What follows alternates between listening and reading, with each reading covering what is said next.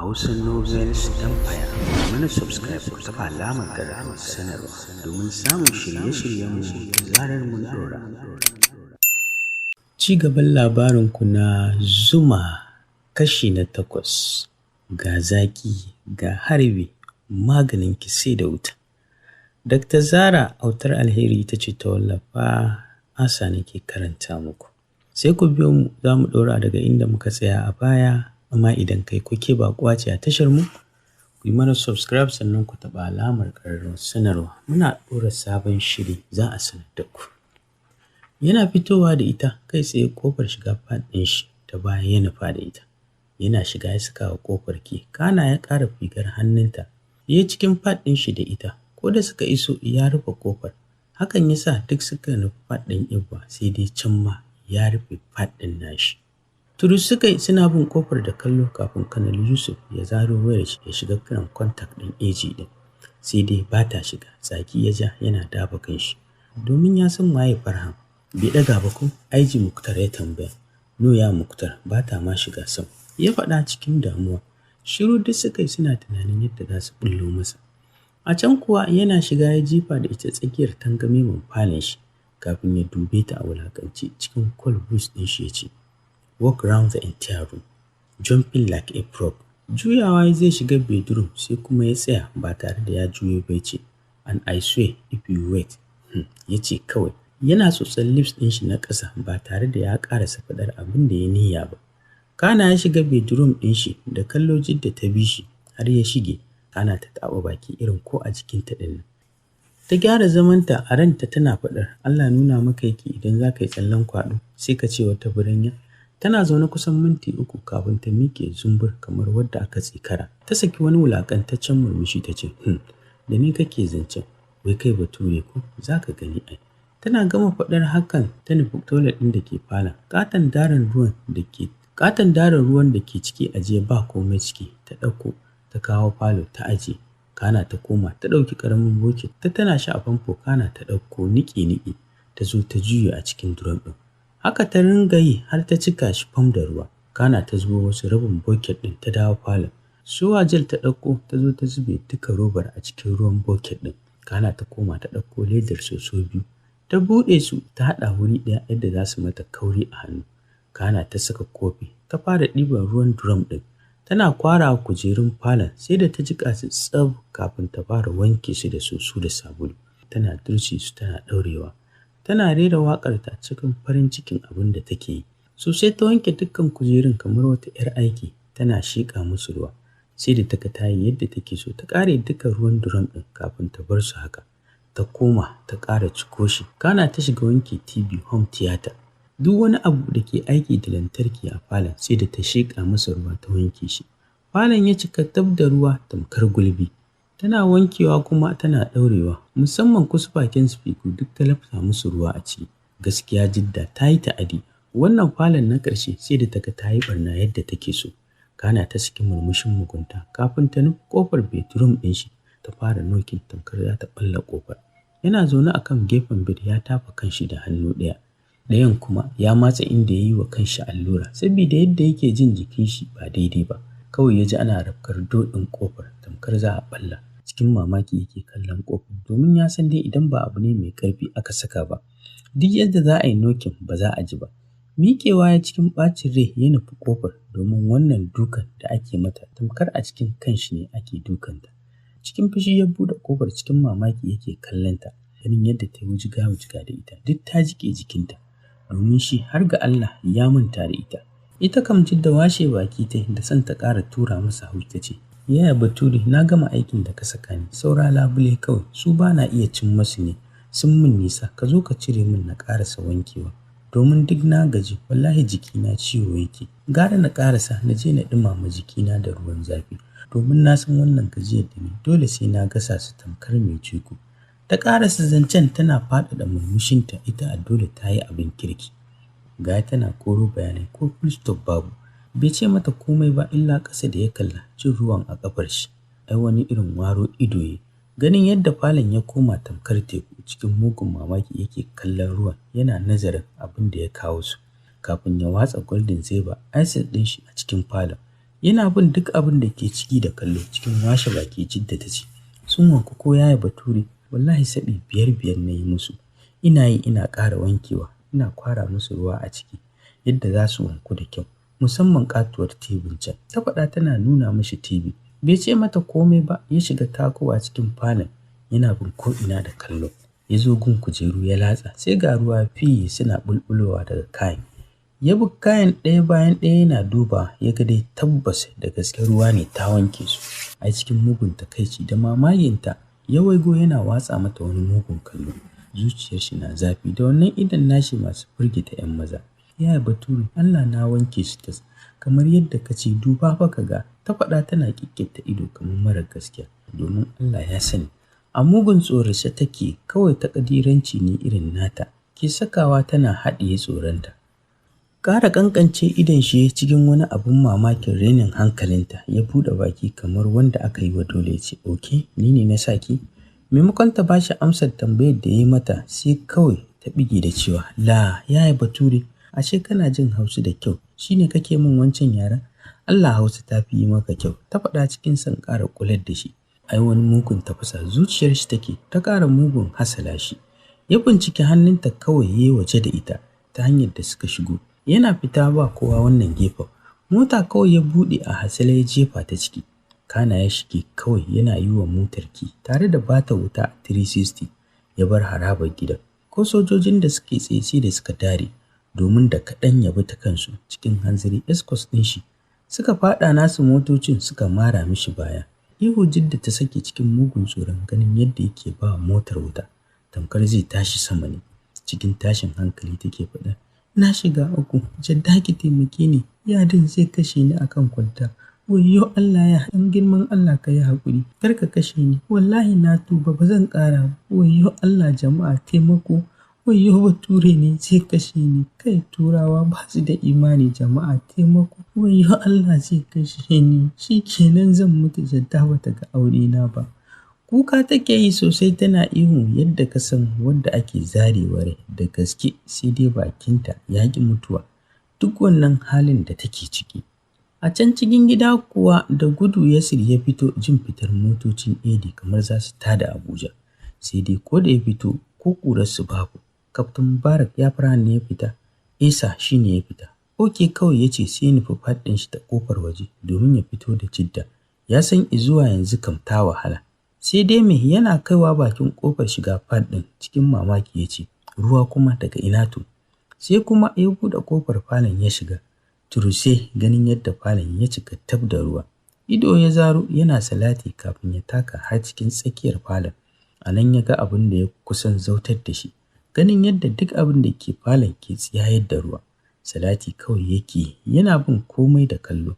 Kafin hannun shi ya kai kan kujera, ruwa ya ji limtsin ga su har suna zuba. Salati ya ƙara rafkawa kafin ya ƙarasa ƙofar falon ta cikin gida. Ya buɗe inda su AG Muktar ke tsaye. Ya ce, "Yaya IG, ku shigo ku ga da idonku." Da mamaki duk suke kallon shi kafin suka shigo falon. Sai dai dukkansu sun kaɗu da wannan mummunar ɓarnar da suka gani, domin ko ba su tambaya ba sun san aikin waye, duba da labarinta da aka ba su. To ina ta samu ruwa har haka? Toilet mana. Wata zuciyar ta ba su amsa. Ina take Yasir? Cewa Kanal Yusuf cikin tsoro. Ban ganta ba ya Yusuf, amma bara na duba Petro. Buɗewa ya shiga har toilet bai ganta ba. Cikin sauri ya fito yana faɗa, "Ba ta ciki wallahi." Tare da nufar waje a hanzarci ta ƙofar da ya shigo. Yana fita suka ci karo da su Umar Abdul Faruk sun fito daga faɗin Khalifa, ko kallon su bai yi ba duk da tambayar da Faruk ke mai ta lafiya. Ganin yadda ya fito a kare, Kaftin Mubarak ya shiga kwalawa kira cikin ɗaga murya. Cikin sauri kaftin ɗin ya zo. Kafin ya yi magana ya ce, "Yasir, ya Farhan tare da waye ya fita?" "Ko shi kaɗai ne?" "A'a, shi da ƙanwarku ne." "What?" ya faɗa a ruɗe. Yana zaro ido kafin ya koma ciki da sauri. Su Umar suka bi bayan shi. Dukkansu sun yi bala'in shiga shak ganin ta'adin da ke falon. Cikin tsoro Yasir ya ce, "Ya Kanal da ita ya fita wallahi." Ya faɗa kamar zai sa kuka. Dukkansu shiru suka yi, an rasa wanda zai ce wani abu. Domin ko su Umar sun kaɗu da wannan ta'adin nata.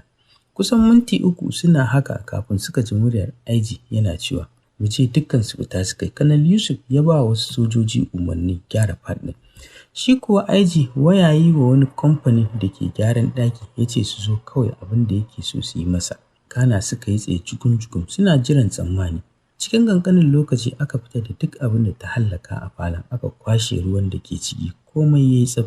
Zuwa lokacin kamfanin da IG ya kira sun ƙaraso, a take suka shiga gyara falon, sai da suka saka komai sabo yadda yake aka saita mishi komai. Kana IG ya sallame su. Su kuwa suka rufe faɗin suka nufi faɗin Kanal Yusuf gudun kar su shiga cikin gidan Ibba ta gano akwai matsala.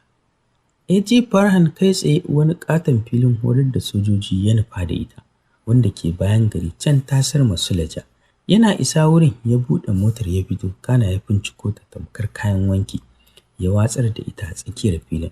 Kana ya dube ta fuska babu alamun wasan wata rahama ya ce, tsallan kwaɗo kuma wallahi duk sai kin zagaye filin nan. Ya ƙarasa zancen yana nuna mata girman filin da yatsan shi. Ido ta waro tana ƙarewa filin kallo, wanda ba ta ma iya ganin ƙarshensa, kafin ta rusa wani irin ihu tare da buɗe baki za ta yi magana kenan. Ta ji an yi sama da ita ta faɗo tif sakamakon bal ɗin da ya da ita. Cikin tsawar da ta kusa saka 'ya'yan cikin ta fitowa ya ce, Oya do it now. Ya faɗa kamar wani zaki. Jidda ta manta da wani zance wai ba ta jin turanci. Ba ta san lokacin da ta miƙe tana faman tsallen kwaɗon ba. Tana kuka tana farawa motocin su Kaftin Emmanuel na isowa. Gamewa kawai suka yi tare da sara mishi, kana kowanne ya koma gefe suna zagaye wurin saboda ba da tsaro wa mai gidansu. Jidda na jin hakan kawai ta dakata domin ta ɗauka masu ceto ne ta samu. Ba ta san cewa wannan ba abin da za su iya a kai ba, sai wanda aka umarce su.